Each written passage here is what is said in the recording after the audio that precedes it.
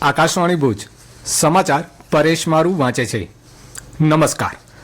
અમદાવાદના પરંપરાગત માર્ગો પર જય જગન્નાથના જય ઘોષ સાથે ભગવાન જગન્નાથની 148મી રથયાત્રા ભ્રમણ કરી રહી છે। બપોરે 2 વાગ્યાના ટકોરે ભગવાન જગન્નાથ, બહેન સુભદ્રા અને ભાઈ બલભદ્રના રથ મોસાળ સરસપુર પહોંચ્યા હતા। છેલ્લા અહેવાલ પ્રમાણે રથ નિજ મંદિર તરફ પ્રયાણ કર્યું છે। વહેલી સવારે કેન્દ્રીય ગૃહમંત્રી અમિત શાહે જમાલપુર જગન્નાથ મંદિરમાં મંગળા આરતીમાં ભાગ લીધો।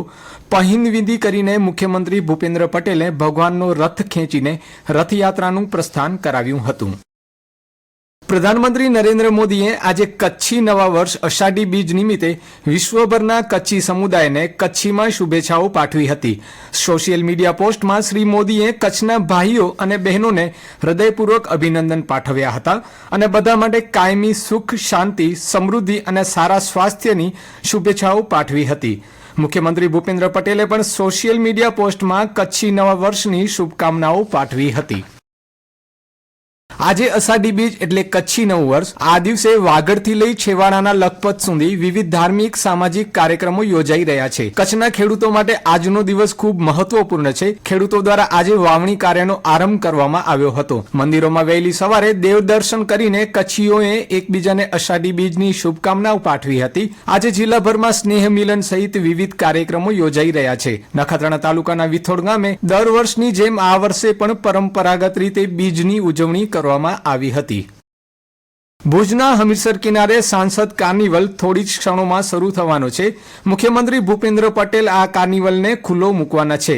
અત્યારે ખેંગારબાગથી ઉમેદનગર સુધી માર્ગ પર મોટી સંખ્યામાં લોકો કાર્નિવલને માણવા એકઠા થયા છે। આ માર્ગ પર કચ્છની ભાતીગળ સંસ્કૃતિ, નૃત્ય, પરંપરા, સંત શુરા, ઓપરેશન સિંદૂર, સ્વચ્છતા, પ્લાસ્ટિક મુક્ત ભારત જેવા વિષયોને આવરી લેતા 64 ફ્લોટ સાથે 2500થી વધુ કલાકારો પોતાની પ્રસ્તુતિ કરશે। સાંસદ વિનોદ ચાવડા અને તેમની ટીમ દ્વારા સાંસદ કાર્નિવલનું આયોજન કરાયું છે।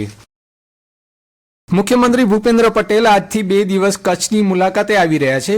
2 દિવસ દરમિયાન 6 થી વધુ કાર્યક્રમોમાં ભાગ લેવાના છે। સાંજે કાર્નિવલમાં હાજરી આપ્યા બાદ રાત્રે ખાવડા BSF ચોકી ખાતે જવાનો સાથે સંવાદ કરશે અને કુરનમાં રાત્રિ રોકાણ કરશે। આવતીકાલે કુરનની પ્રાથમિક શાળામાં પ્રવેશોત્સવ કરાવશે। ત્યાંથી સરહદે જઈ 11 વાગે આરઈ પાર્કની મુલાકાત લેશે। બપોરે ભુજ ખાતે લેવા પટેલ સમાજની હેન્ડબોલ સ્પર્ધાનો પ્રારંભ કરાવશે અને બપોર બાદ સિંદુર વનમાં વૃક્ષારોપણ કરી ભૂમિપૂજન કર્યા બાદ ગાંધીનગર પરત જશે।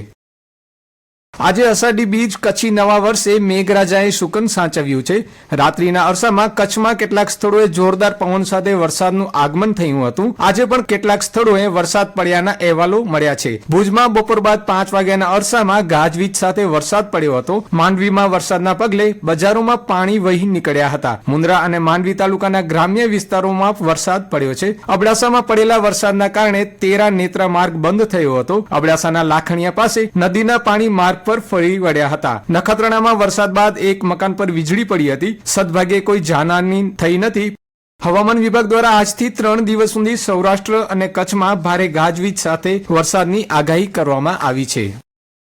નખત્રાણા તાલુકાના ભડલી ગામે નાથ સંપ્રદાય પરંપરાના ગરીબનાથ દાદાના સ્થાનકે વાર્ષિક ઉત્સવ યોજાયો હતો। જેમાં પૂજન, અર્ચન, આરતી, પેડી પ્રસાદ યોજાયા હતા। વર્ષો જૂની પરંપરા અનુસાર અમાસની સાંજે આ સ્થાનકે 1 વર્ષની બકરીને ઊભી રાખવામાં આવે છે। બકરીની ધ્રુજારી આવે તે સમય પ્રમાણ ઉપરથી ચોમાસામાં વરસાદના વર્તારાનું અભ્યાસુ એંધાણ આપે છે। આ વર્ષે પતરી વિધિમાં ચોમાસામાં શ્રીકાર વરસાદ થવાના એંધાણ મળતા ઉપસ્થિત ભાવિકોમાં આનંદની લાગણી છવાઈ હતી। ગરીબનાથ દાદાના સ્થાનકે 2 દિવસીય મહોત્સવમાં ભડલી, થરાવડા, કોટડા, વીંછિયા, વ્યારા, નથરકુઈ સહિતના ગામોમાંથી મોટી સંખ્યામાં લોકો ઉપસ્થિત રહ્યા હતા। ઓપરેશન સિંદૂર બાદ પ્રધાનમંત્રી નરેન્દ્ર મોદીએ ભુજ આવીને જે સ્થળે સભા યોજી હતી તે સ્થળે વન વિભાગ દ્વારા સિંદૂર વન બનાવવાનો નિર્ણય લેવાતા આવતીકાલે મુખ્યમંત્રી ભૂપેન્દ્ર પટેલના હસ્તે ભૂમિપૂજન કરવામાં આવશે। વન વિભાગના મુખ્ય વન સંરક્ષક સંદીપ કુમારે જણાવ્યું હતું કે આ માત્ર વન નહીં, શૌર્યનું પ્રતીક બનશે। અને આ સાથે સમાચાર બુલેટિન પૂરું થયું। નમસ્કાર।